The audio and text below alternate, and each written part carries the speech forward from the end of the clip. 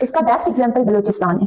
بلوچستان میں اتنے زیادہ کرائسز ہیں، یہاں پر کوئی بھی ہیلتھ، ایجوکیشن اینڈ فوڈ، ان سب کی کوئی بھی فیسلٹیز پرووائڈڈ نہیں ہے۔ That's why they have started protesting against government.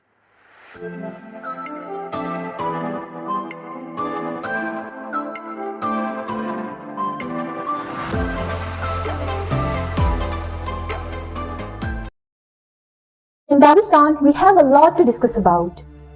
Pakistan میں سوشل ایشوز کی کوئی کمی نہیں ہے، اکنامیکل ایشوز کی کوئی کمی نہیں ہے، اینڈ پالیٹکس کی اگر بات کی جائے تو وہ تو انڈیپینڈنس سے ہی انسٹیبل ہے، جس کی وجہ سے ہمیں روز یہ سننے کو ملتا ہے کہیں پر کوئی اسٹرائک ہو رہی ہے، کہیں پر کوئی لانگ مارچ نکل رہی ہے، اتنے زیادہ کرائسس ہم فیس کرتے ہیں۔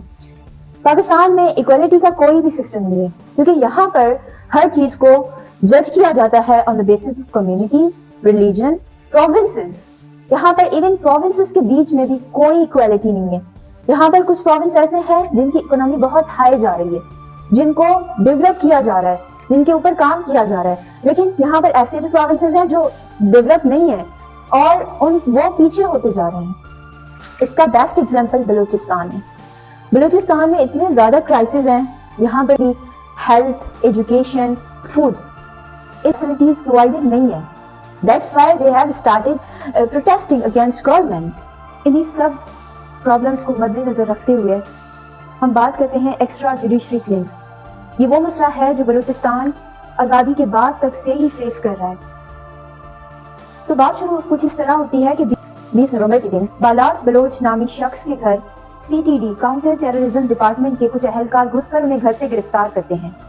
21 دسمبر کو انہیں کورٹ میں پیش کیا جاتا ہے۔ الزام یہ ہے کہ 5 گرام بارود فراہم ہوا ہے ان سے۔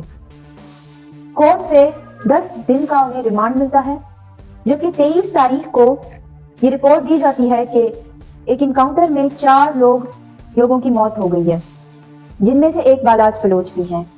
24 تاریخ کو بالاچ بلوچ کی لاش کو ان کے گھر پہنچا دیا جاتا ہے۔ یہاں پر ایک بات پہ غور کیجئے، ایک وہ بندہ جو مجرم ثابت ہوا بھی نہیں، اس کو آپ مار دیتے ہیں۔ ایسے یہ ایک کیس نہیں ہے، آج سے 3 سال پہلے اگر آپ دیکھیں تو حیات بلوچ کا کیس، جو کہ کراچی یونیورسٹی کے اسٹوڈنٹ تھے، ان کے والد کے باغ میں وہ تھے، جب ایک FC کا بندہ آ کر انہیں ایگزیکیوٹ کرتا ہے اور انہیں مار کر ان کی والدہ کے سامنے ان کی لاش کو پھینک دیتا ہے۔ یہ 1-2 کیسز نہیں ہیں۔ رپورٹس کے مطابق 2022 میں 195 یعنی 195 لوگ جو تھے وہ جوڈیشری کلنگز میں مار دیے گئے تھے۔ 629 لوگ غائب تھے۔ اب وہ لوگ کہاں گئے ہیں، ان کی کوئی آئیڈینٹی شو نہیں ہو رہی۔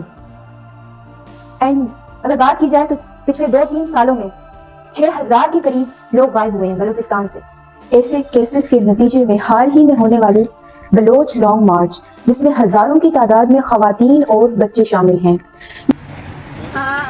مسلسل ہم لوگ بار بار احتجاج کرتے آ رہے ہیں، بار بار ہم اسمبلی کے سامنے آتے آ رہے ہیں، لیکن افسوس کی بات یہ ہے کہ جب ہمیں صوبائی حکومت یقین دہانی کراتی ہے کہ ہم آپ کا مسئلہ حل کریں گے، آپ کا مسئلہ اور آپ کے ڈیمانڈ صحیح ہے، جائز ہے، تو پھر دوبارہ سے کیوں ہمارے ساتھیوں کو گرفتار کیا گیا، خواتین کے ساتھ تشدد کیا گیا؟ یہ کیا طریقہ کار ہے؟ آپ کیا چاہتے ہیں؟ یہ وہ خواتین اور بچے ہیں جنہوں نے اپنے باپ، بھائی اور شوہر کھو دیے۔ یہ protest force disappearances and extra judiciary killings کے خلاف کیا جا رہا ہے۔ بلوچ لانگ مارچ، جو کہ بلوچستان کے کچھ ڈسٹرکٹ ایرانین بارڈر کے قریب 1200 کلومیٹرز کا فاصلہ طے کرتے ہوئے اسلام آباد پہنچتے ہیں۔ بیچ میں یہ لوگ کلات، ڈیرہ اسماعیل خان، ڈیرہ غازی خان جیسے علاقوں میں رک کر احتجاج کرتے ہیں، جہاں سے انہیں بلوچ ریزیڈنٹس کی کافی سپورٹ ملتی ہے۔ آخرکار یہ لوگ اسلام آباد پہنچ کر اسلام آباد پریس کلب کے سامنے احتجاج کرتے ہیں، جہاں پر ان کی ڈیمانڈز یہ ہوتی ہیں کہ یہ فورس ڈسپیئرنس کو ختم کیا جائے اینڈ ایکسٹرا جوڈیشری کلنگز کو بھی ختم کر دیا جائے۔ اس پروٹیسٹ کے شروع میں اسلام آباد پولیس اہلکار 2 لوگوں کو زخمی کر دیتے ہیں، جبکہ 200 پروٹیسٹرز کو اریسٹ کر لیا جاتا ہے، جن میں لیڈنگ سوشل ایکٹیوسٹ مس مریم بلوچ بھی ہوتی ہیں۔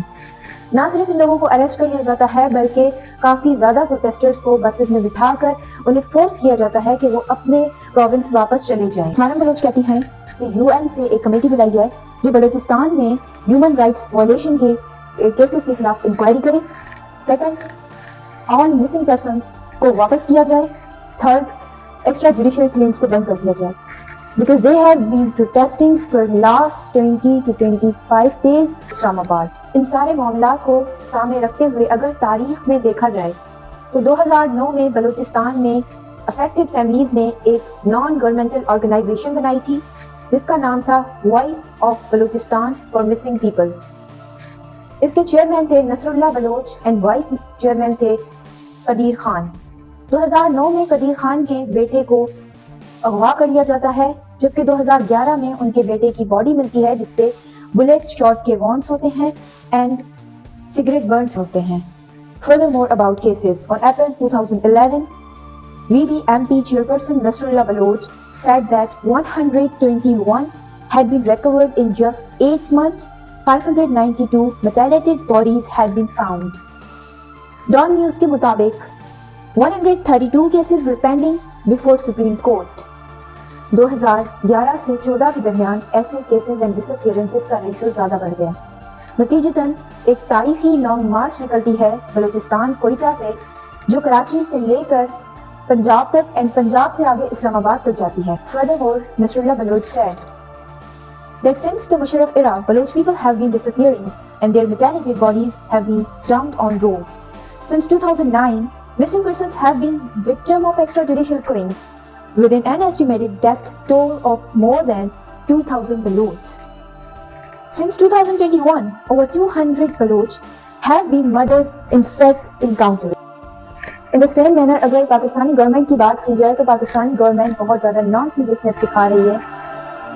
It is good to talk about Palestine. फ़लस्तीन के बारे में बात करना बिल्कुल दुरुस्त है, लेकिन भाई पाकिस्तान के अंदर जो वायलेशन, ह्यूमन राइट्स वायलेशन हो रही है, सबसे पहले उस पर काम करना बहुत जरूरी है, वरना पाकिस्तान अंदरूनी क्लैशेस में ही दबकर रह जाएगा and there would be no chances of any growth.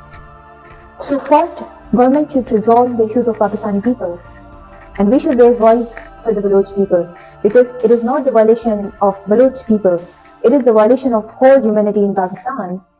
Thank you so much.